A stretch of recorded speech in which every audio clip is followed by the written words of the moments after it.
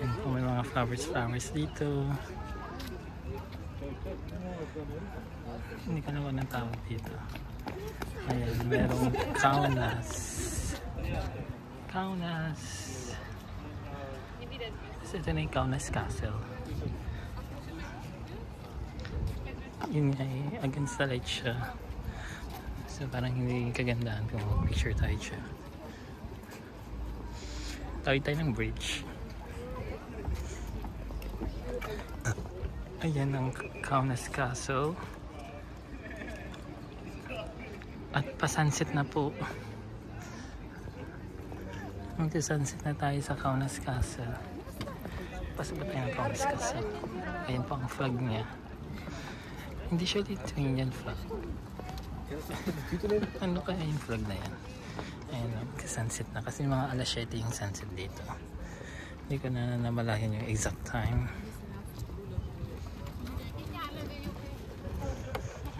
Ayan na po. Pala tayo matapos sa bridge. And here we go. Kaunas Castle.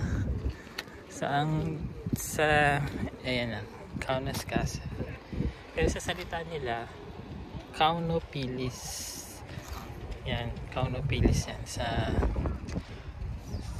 Lithuanian. Ayan ang Kaunas Castle. Akala ko malaki siya dun sa picture. Pero maliit lang pala siya.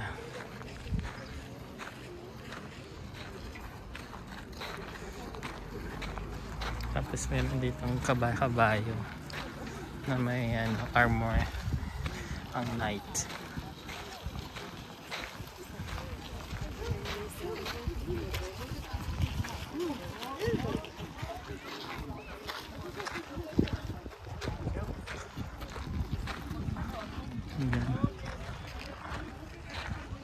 Tapos may river pala dito. So may river po dito. Hindi ko alam kung anong lugar din sa kabila. Mahaba pala yung river dito. Ayan po siya. Paano pumunta doon?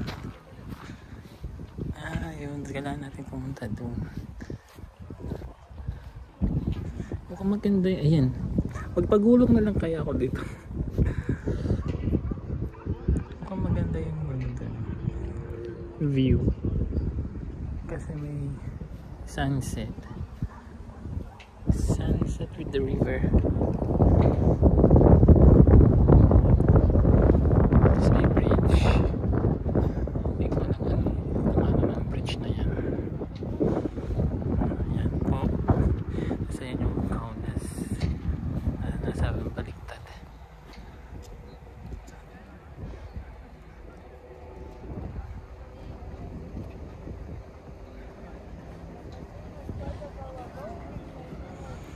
Ayan, at least nakakuta na tayo. Puntahan natin ito.